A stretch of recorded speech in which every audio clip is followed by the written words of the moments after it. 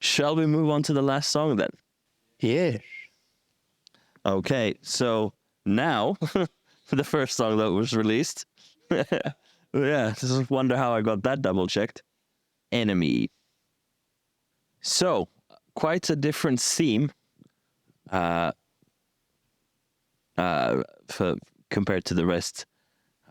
Taking a very, I think, taking into consideration when it was released and the charity thing and all that. I don't think there's any questions about the lyrical theme of the song, and therefore I think emotionally it sits in a very different place than the three previous songs. Absolutely. What was the creative process for you guys? Was there something specific that sparked to make this kind of a song, and specifically for this situation? Well, I remember the first demo that Kasper sent. It had the main riff and the chorus. The verses were totally different, and I think the middle section was pretty close to what it is now. But I heard the main riff, and I was like, like a small dog when it gets excited and lets out a little pee. That pee, that was me. A rhyme. Thank you. That was me when I heard the riff, because it's so heavy. It's assertive, it's commanding, like a heavy riff. And I'm super sucker for heavy, really good heavy, slow crushing riffs. And I immediately said to Kasper that this riff made me lose a little bit of happy pee. but the chorus melody was pretty close as it's now, if I remember correctly. Kasper played with piano, but the verses were totally different. I remember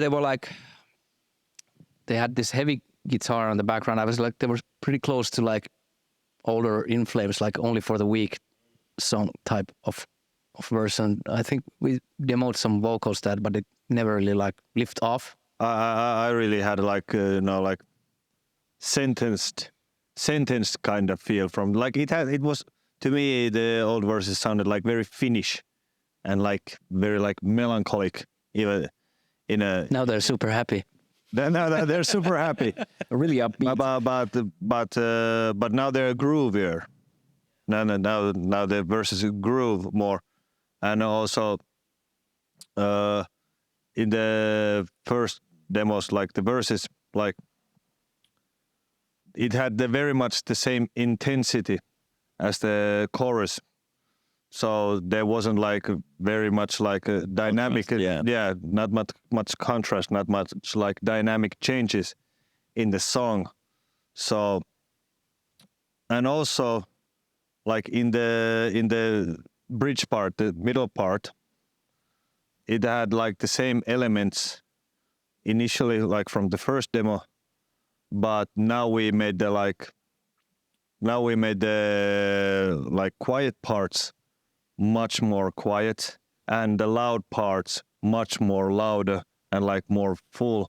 So in general, the verses are totally different, but in the general sense of the song, we had we elevated the highs and made the lows even lower. So we added so much more dynamic change to the song, and it is definitely the most dynamic song of the EP, and in general in our catalog, it is one of the most dynamic songs.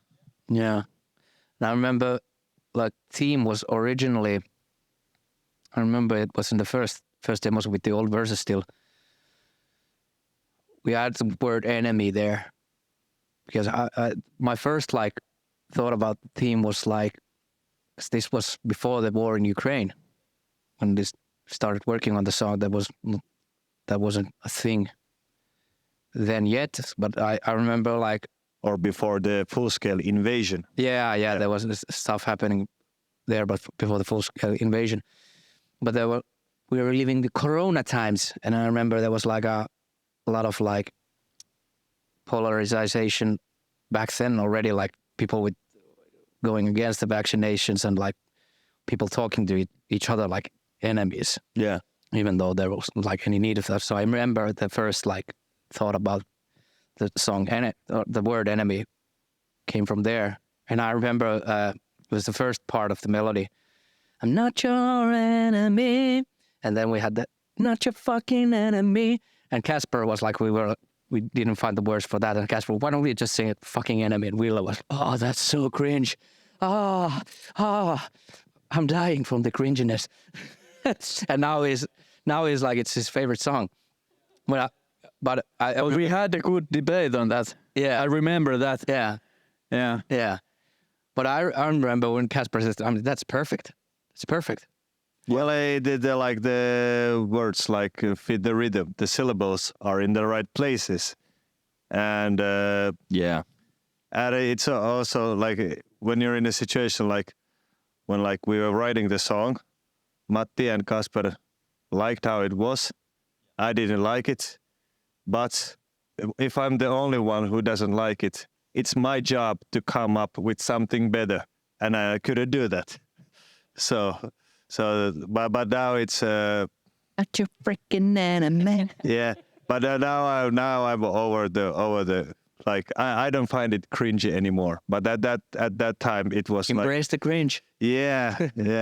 Yeah, I think there's a lot to be said about like then standing behind what you've done in the sense that like everything's a product of its time, and especially with the context of the song and stuff like that. I think there needs to be. I think that's a perfect place to have some foul mouthiness. Yeah. Yeah. But like when the like things escalated in Ukraine, then the final form of the theme began unraveling itself, and I was like, I think there was and still is like a lot of like far right groups rising all around the world at the moment.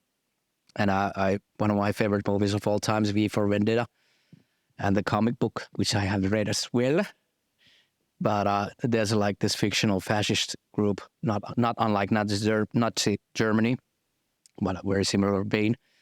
And how that movie depicts and the comic book depicts that, I was really like inspired from that, and I kind of like visualized people putting in lines because of their opinions. And like the second verse, how like there's a man with a broken smile, like he just has wrong opinions and he's just smiling for the situation because he's so desperate. But yeah, and I'm gonna tap myself to the shoulder, but I really like the opening line. It starts with the single phrase because that's how the song starts. But often like these political ideologies start with a single chant that they just have this one agenda that they're selling, which in reality is maybe something different. Yeah. No, I also, this was also one of the songs I remember hearing, and from the rip, I just went, this is a brilliant song, and I just remember really connecting with it. Because obviously, we did a similar kind of idea of a song as well, and we have a similar cringy F-bomb on the chorus and the tagline as well there. So you know, it called for it, and it really spoke out to me in that sense as well. And I think even though if it's maybe a bit on the nose that it starts with a single phrase, I think the way you kind of paint it into the rest of the lyrics, I think it's really good. Yeah, and what he continues is A Promise of Better Days, which is the title of the EP, and that kind of combined all the four songs together, because somehow there is behind all these lyrics, there is like a hope of something better, and always we are promised something better, but we cannot always see how it's going to be better or for whom it's going to be better. So that was a kind of a powerful line from the song. Yeah, and I think also it ties into to the LP, because I think in general your catalog has like an uplifting undertone to it. I think that's a very unique twist that you guys have in your music, which is like, you have heavy songs, you have like dark subjects or heavy subjects, but there's always like there's positivity in there, and I think that's a very unique twist, and I think it's a nice little tie-in to the. But it's probably pretty representative of us as people. Like we and it is intentional in the lyrics that even though how dark it gets, they like we always want to have like that other side to it, like that other layer or that other angle to it. So it's not only just about despair and agony, that kind of stuff. So yeah, but yeah, it's intentional, definitely. And Kasper, the riff in the chorus, which probably sounds pretty straightforward, is actually pretty freaking hard to play. And I remember Kasper like recording a video for me how he plays it, and I was like, that's absolutely not how you. That doesn't sound like. That can't be the easiest way. That can't be. Come on, there must be another way. But there wasn't, and I absolutely adore like because it's pretty original the holds he made and everything. I think that's a fantastic riff. Terrible to play, but a fantastic riff. Now I got it. But at first when we did the live shows, playing that riff. And trying to sort of sing harmonies at the same time. I was Maron struggling. Like great vocal harmonies in it. So it's not easy to sing, but let alone play riff. But now I along. managed through, but it took some gigs. Yeah, I remember thinking exactly the same way. I was like, that it's just like open string and 2 fingers or something. exactly. It doesn't sound as complicated as it is to play. Yeah, it's super weird. Use your whole hand. So you had to work, but this song then was a bit easier than maybe for the rhythm section over here. There's maybe No, I don't actually think so. As really. at least when playing live, I feel like when you hear it from radio, Spotify, whatever, it doesn't sound that slow for tempo. Yeah, but when you're playing it, at least I feel it's just so slow, and I it feels like I got too much time to think about what I'm playing. So it's like one hit, take a sip of coffee. Yeah. First drummer to ever say that. No, Yeah, just kidding. and just because I want to nail it every single beat. Yeah. Oh, it would. Yeah, suck if and it would be faster and slower. to keep it tight. Yeah. But when there is much air in between, it becomes harder. At least in my opinion. When we go back to Parasite, I'm just blasting around like this, and it's easier for me to be tight. Fair enough. About Ville. You have some funky grooves there. Yeah. It's relatively easy song. Like I think. No Kasper playing the picking. No. I just go. But there is some in the middle section where is all the orchestration and stuff. There I have like a relatively complex bassline. Because there's like literally nothing else happening there. Yeah, because the part needed something more. You had to fill in the space. So that's like nice movement to play with the bass, but it's not that like super hard. So, but it's a fun song to play. Yeah. It sounds like a fun song to play. Yeah, and and you can like when you have like the like more quiet parts in the verses in the beginning, you can like I don't know, you can hear the bass, which is when playing modern metal. It's like it's nice to hear the bass every now and then. It's refreshing. Yes, I wholeheartedly agree. Wonder why. Yeah. So yeah, I have room there for my expression. which is nice. No hills to fight on, Yeah. bass to play. Yes, exactly. Very good. But yeah, it's not too hard, but I like to play it. Yeah. Okay. So the first demo was way before, and it starts to taking shape in the pandemic before the full scale invasion of Ukraine. How hard was it then to or was there much repurposing, or was it kind of like that's something we're going to do about, or was it, what was the process from like taking that demo and then it turning into what it is now? I think it was kind of like straightforward. Yeah, because I think like the way the song started to like get its shape, like shift towards I thought it had like more like militaristic feel to it. Like it started to sound more like war themed Yeah.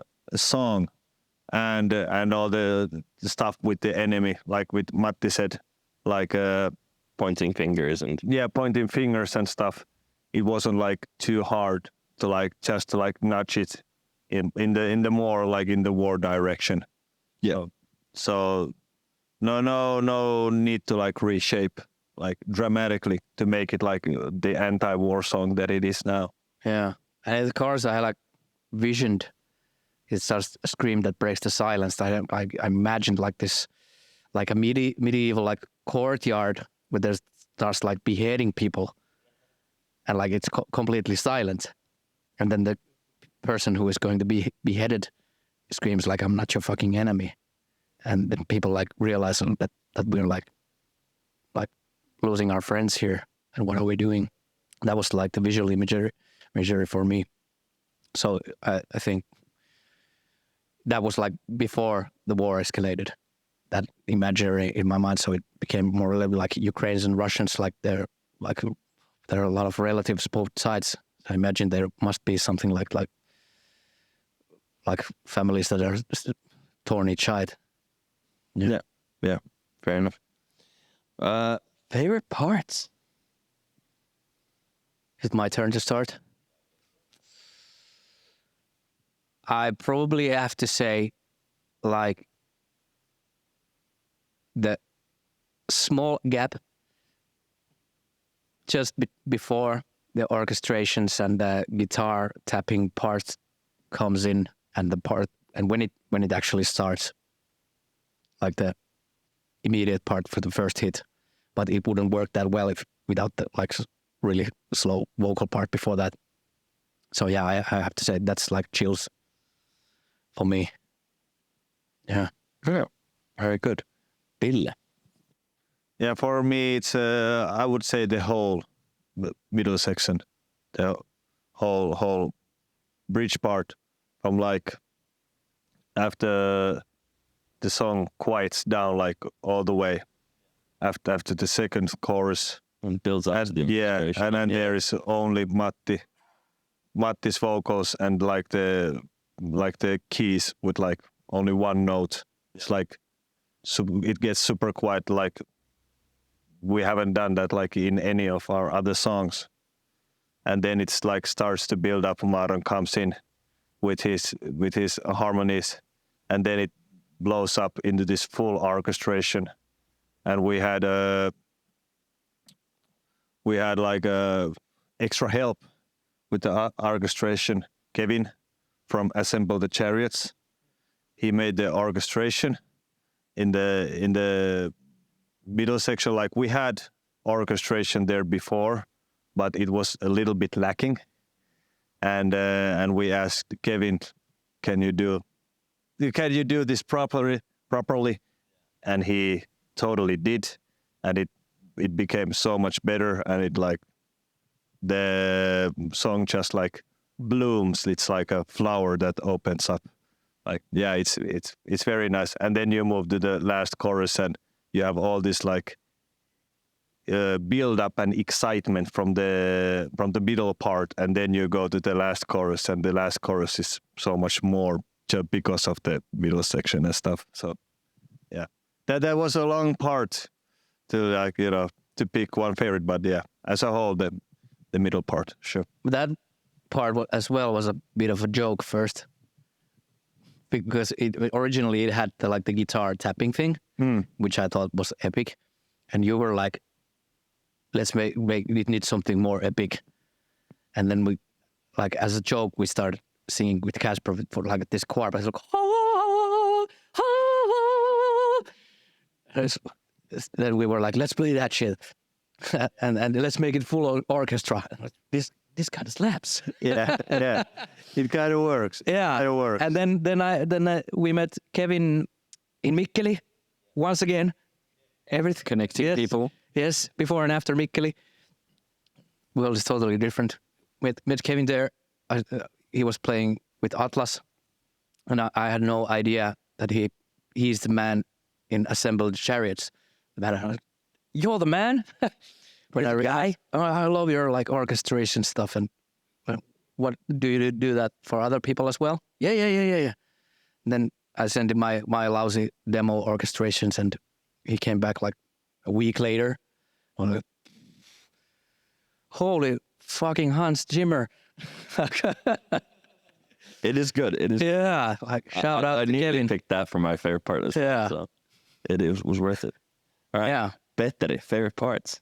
It's very lame to have all the same favorite parts with Ville, but Get her. it's just because the ring goes this way. So you yeah. still Ville's.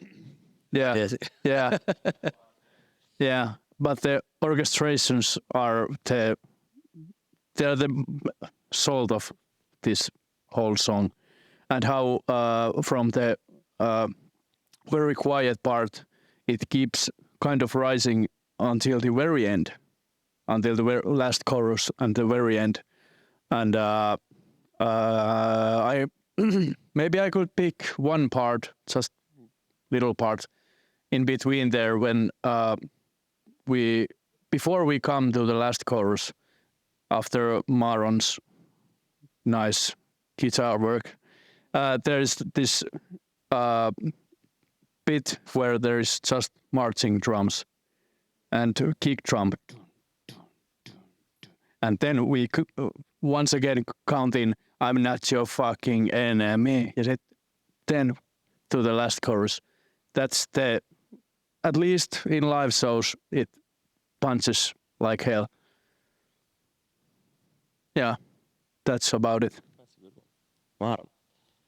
Well, my favorite part is very similar to Matti's favorite part because, this is based on when we're playing it live, because my contribution to the recording part was pretty small. So I just provided some harmonics.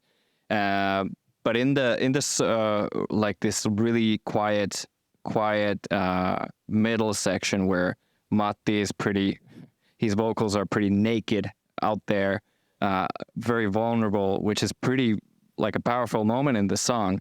I sent him like a version of what I could do in that moment, and it was super Disney. So it was like, yeah, it was really sweet, soft, and really high up there. And I was like, he's gonna shoot this down immediately. And he said, yeah, this works. This works really well. That's great. And now when we really hit that in the live shows, I think it's really like a super nice, like a singer, like a heartfelt moment. Yeah. Because it really feels like our voices are connecting. And when we are playing it live, I have added this guitar solo to the middle section that we play live, and that's obviously a high point for me in the song. Yeah. So Yeah, that section I is had that in Kokkola already when I saw you guys. I think sure. Yeah. But I obviously I really respect Kasper's vision, so I had to ask him, is it okay if I do this? And obviously, yeah. And graceful man as he is, he obviously declined, and I just did it anyway. No, just kidding. No. He obviously said yes, and of course. And you didn't have to fill any forms. No, I didn't. He did with because I'm the guitarist. Yeah. I have six It's strings. granted. It works differently. So, yeah.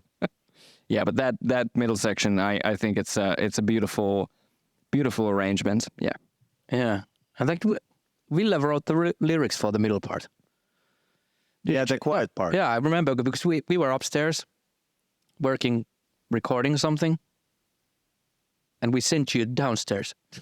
We need lyrics. We need lyrics. Go, Part. go.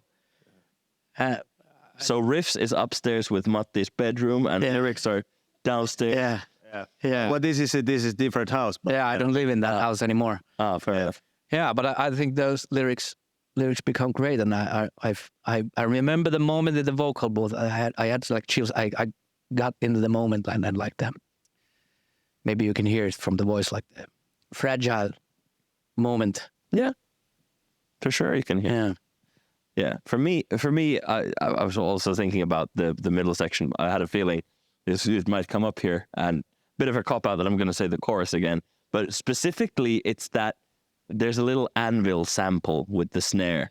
That Yeah, that goes. yeah, That goes on but the they whole wanted song. to have that. Yeah, I had to have that. Yeah. you had to have that. for me, it was like an instant tie-in for whatever reason, like Red Alert. Yeah, The old, yeah. like the old. We listened to a lot of Red Alert. Yeah. Well, did you? And in the, Hell's March. and in the demo versions of the song where we had the march already, it is actually from Hell March. Yeah. We used to. Yeah, we had to change it. Yeah, we had to change it, but fair enough. Yeah. But it was difficult to replace it because It was so good. it was so good. Like Yeah. it was really hard to find similar level of quality samples of marching. Like that was absolutely the best sounding. But Yeah, and I have never like sent that much mix notes to the mixer of the song about a march sample. yeah. And I think Not quite. I think it ended up like I did like 8 plugins. Then I sent that to Rami to use this. The drum needs to be specific, Wake. Yeah, fair enough. I'm glad you did because it sounds killer. Yeah, it's a great march. It's a great march. It's a great march. But maybe that's the reason why I immediately went to that. Yeah. But that's it. Yeah. But I think there's another cool like production moment for me, at least. In the second verse, there's a like key change in the second verse, which is not like a common thing to do. But that's like 100% rip-off from Queen's Show Must Go On. They do that after the first chorus. They go, is it 1 or 2? There's one step. Yeah, I think it's a half step up in Queen's Show Must Go On. And I always love the tension that it brings. Like just like little creepiness or something. And I think it like does the same thing. And it helps the song kind of move forward, you know? Yeah. Yeah, it's like a sense of progression. And in the lyrics as well, like it's like the first verse, it starts with a single phrase. And in the second verse, we're already in the putting people in the lines. So there's a lot of like the tension rises. Yeah. And then we come back down again. Very dynamic. And again, stepping on the pitch shifter. Yeah. It is like tap dancing. Yeah. but it's quite nice that like with the modern day equipment, Yeah. like even though if you like you play heavy music with a lot of like open strings, you can still like do like modulations with the pedal. However, now when we first started playing this live, and this was my first like a new song that we introduced, and I was still using like old equipment from borrowed from Kasper, and I didn't have my own pedal boards and such, like this modern technology. So I used what I think is the foolproof technology. So in that section, I used a capo. So I had the capo on my Jackson heavy metal Kelly guitar with a Floyd Rose, and I just took the capo, put it on the first fret, and watched all the guitar nerds in the first row go, "What?" I think you need to bring that back. You need to get that back. But it was a kind of a ballsy show off move, and I still stand behind it. And when the chorus comes, you just threw it away. Exactly. I don't need it anymore. Find it some random place after the show. That's more exciting than a button. Oh yeah. Come on. Absolutely. And then you won't get the delay with any pitch shift. Yeah, exactly. So yeah. you You get do the same feel. thing on like throats, like a human capo. Oh, like squeezing in the It's like the key. You just put it left. Yeah, you should work on that. Yeah. Whenever we have key changes, we just rehearse it, plan it out, which, you know, bunch of fucking nerds we are. Yeah, that's horrible. Sounds horrible. So have to invest into pitch shifters. Yeah, no. Or capos. Yeah. Or capos, yeah, fair enough. But there is actually like a modulation in every song of the EP. Like that's a trick that. Is there? No, there's not. Dead Fish doesn't have a modulation. Oh, that's right. I'm sorry. 3 out of That's 4. right. 3 out of Band 4. still. I mean, for a heavy metal band, we have a lot of modulations. Yeah. It's a very Eurovision friendly band. But like I was saying earlier, like I think the a lot of modulations and then the positive undertones. I think that's kind of those are the two like big ingredients when I think about your guys' music. I think Pitch shifting. Yes. modulation, pitch shifting, whatever. Yeah. Potato, patata. Yeah. But I think those are like, I think those really kind of jump out to me. Those are like, I think that's also because this EP leans a lot into it. It really feels like a continuation of your music, and I think it flows really nicely from the back of the LP. Thank you. Thank you. Thank you. All right. Other stuff about Enemy, mixing and mastering then. So recorded at home. At home, yeah. And then sent off to be mixed. You did some of the mixing when we were talking about samples on Enemy. Yeah, I kind of like premix a lot. Like in 3 out of 4 songs, like Parasite was the only song that I sent like truly raw vocals. All the other songs were like pre-mixed vocals.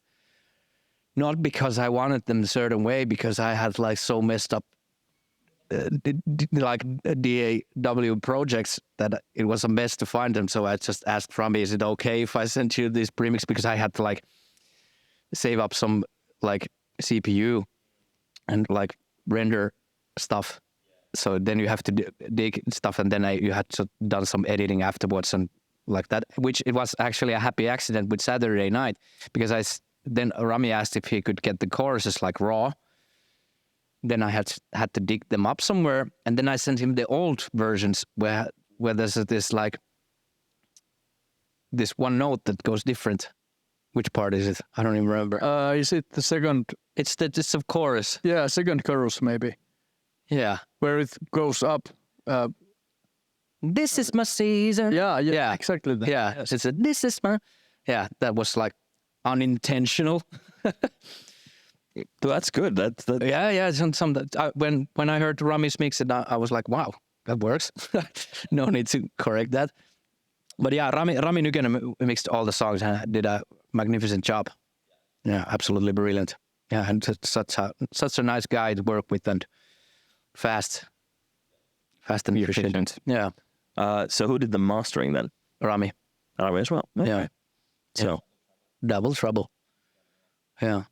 And like we mentioned, the Hans Zimmer himself, Kevin Apostol from assembled the chariots, and Atlas made the orchestration for Enemy and did a magnificent job. yeah, Yeah. the sound quality, the mix quality, and all that is spot on. It is really spot on. Yeah, we're very happy with it. Yeah, definitely. It was, like I said, it was like a very smooth process. And like when the first mixes came out, we didn't have to go much back and forth, just like little tweaks, and it was like ready. So no need to fight with the mixer and tried to find, is there someone else that could do it? And it was nice and easy. Okay, so last question from me, at least. Just thinking about it, this was a 4-song EP, but how come then there's the circles in the artwork for the singles, and then there's 6 on the EP. Missed opportunity. What happened there? What happened there? Well, Yeah. Oh, there's a story behind this. When the physical EP comes, there's 2 hidden songs. yes, because it went like my friend Kalle Lehto. Our friend. My friend. No, He owns him. our friend Kalle Lehto made all the cover art, and Kalle is very handy with Photoshop. And Kalle is like usually like he finds some like new cool thing to do with Photoshop, and he likes to do just like play around with it. And I sent a message to Kalle that we did a cover for the new single, and then he sent us like this ball thing, because it was something that he just like recently learned to do, and he was playing around with it. And we were like, okay, that works. And at first, like Enemy was the first song to came out, and then the first version of the cover art, it was a little bit too prog metal for us, so we made it like some suggestions how to make it like a little more gritty and more dirty, and then it turned out great. And then we because we had like the ball thing going on, well, like, yeah, sure, like let's run with it. And then the second and the third song, like Even the Dead Fish Can Swim Upstream and Saturday Night, they continued with the same theme, just to like they used the same ball thing, but just made it more fitting for the song.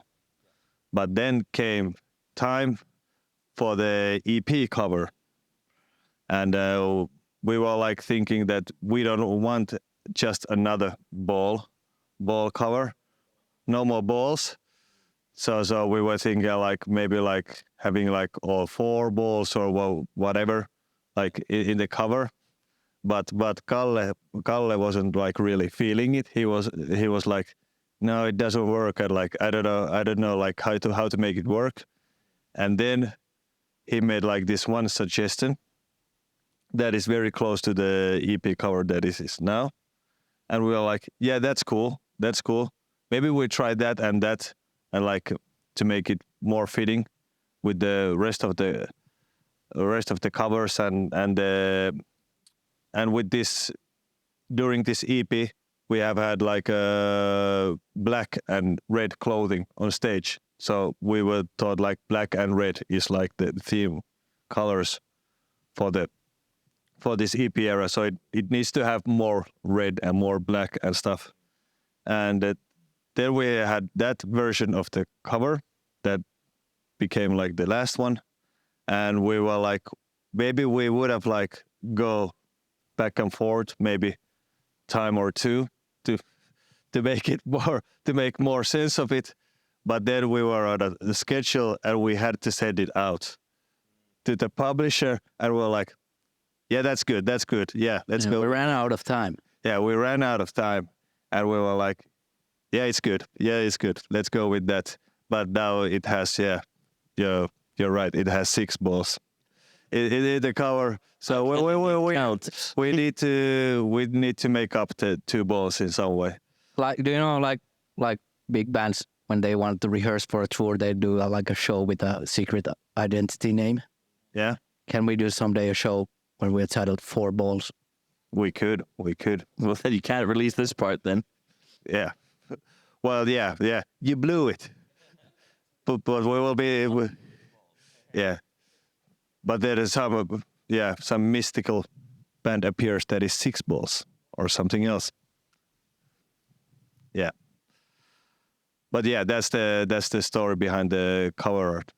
Fair enough. So now do we roll out the outro? Yes, let's do outro. All right. Well, so thank you for everyone. Well, thank you for you guys for sitting in and taking the time out of your day, doing this on your own channel. Very gracious of you. Thank you for interviewing and like hosting and Of course. Really nice questions. Yeah. It's been a very good chat. Thank you for people listening in and watching in, and go catch Awake Again live and go stream the shit out of the new EP. Very good. Yes, see you at the shows.